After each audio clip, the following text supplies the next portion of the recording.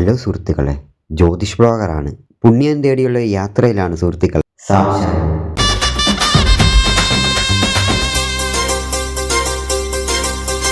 പുണ്യനദി പമ്പതൻ മഞ്ഞലയിൽ മുങ്ങി നാം മാമലയിൽ വാഴുമയ്യനെ കാണുവാൻ കൈകൾ കൂപ്പിക്കേറി വരുന്നേ.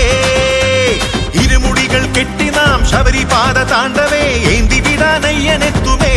സ്വാമിയെ ശരണം വിളി കേട്ടു വരുന്നേ.